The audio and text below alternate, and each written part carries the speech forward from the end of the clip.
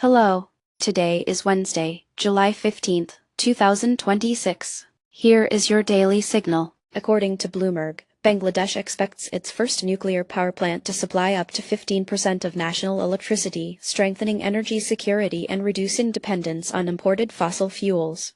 Bangladesh launched the Rupur nuclear power plant project in 2013 with Russian technical and financial support. The country aims to add 2.4 GW nuclear capacity by 2024 to diversify its energy mix, especially as it currently relies on natural gas for over 60% of its electricity production. The government is targeting 10% of total electricity from nuclear power by 2041, with oversight provided by the Bangladesh Atomic Energy Commission, Russian contractor Rosatom, and regulatory expertise from the Ministry of Science and Technology and the International Atomic Energy Agency. If the Rupur plant is commissioned on schedule, it could alleviate chronic electricity shortages and reduce power cuts by 2025. However, safety and regulatory risks are heightened due to the country's limited nuclear experience and seismic concerns, while medium-term consequences include technology transfer opportunities, increased financial obligations to Russia, and elevated environmental and health risks if waste and emergency management infrastructure lags. Next, onto China's electric vehicle sector.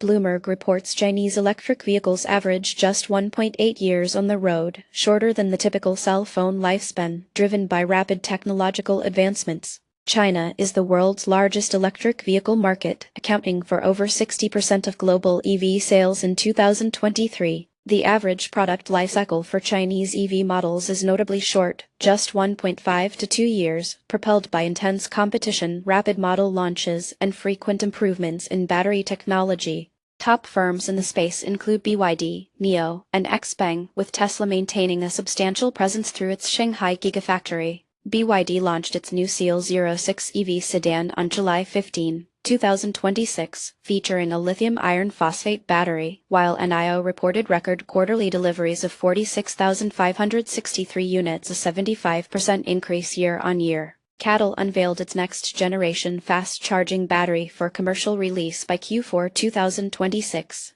This brisk lifecycle will increase R&D pressure on smaller startups and could drive market consolidation. There are risks of product obsolescence and higher post-sale support costs, but consumers gain quicker access to advances, while the industry faces medium-term challenges in supply chain volatility and recycling. Next, a look at venture capital's influence on biotech recovery. TechCrunch highlights how Yosemite, founded by Reed Jobs, has grown from its launch during biotech's post-pandemic crash to a major venture with 17 staff as funding rebounds. Venture capital financing has been pivotal for the biotech sector, especially following the COVID-19 pandemic, which triggered a 38% drop in VC investment between Q2 2020 and Q3 2021. Biotech companies rely on VC for research, clinical trials, and commercialization, driving recovery and innovation through late-stage and de-risked funding.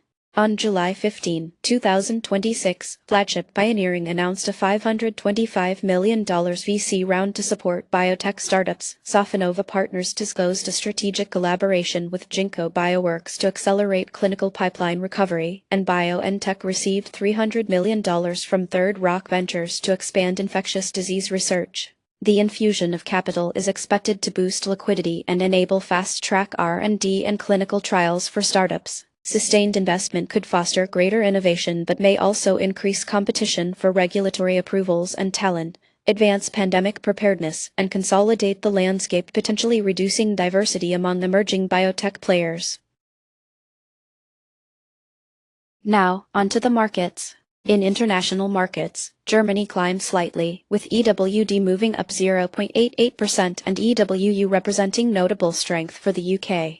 France posted gains as EWQ rose 0.95%, while Spain outperformed with EWP up 0.59%, and the Netherlands led with EWN jumping 1.81% as the day's top mover.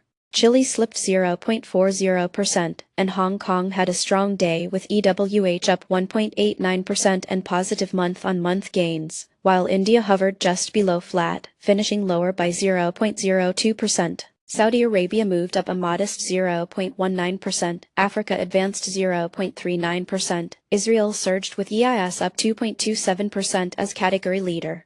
Commodities showed mixed action. Gold edged higher by 0.05%, but platinum surged 2.77%, becoming the strongest in the group, while U.S. oil climbed 1.01%.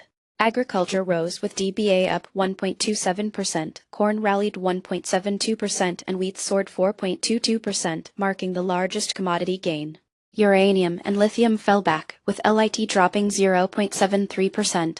In U.S. favorites, Adobe gained 1.71%, Microsoft advanced 2.78%, and Amazon picked up 3.01%, while Intel slid 4.43% and Moo dropped 8.01%. Semiconductors lagged, with SOX off 2.23% and Marvell tumbling 7.27%. The S&P 500 rose 0.40%, led by Apple up 4.01% as top gainer, but finance and healthcare sectors posted modest gains. Biggest gainers among stocks included the Growhub Limited TGHL, up over 131%, and China Pharma Holdings CFI rising 90%.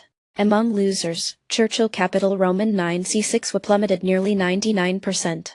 That's it for today. You can find more news and details on our website. Goodbye.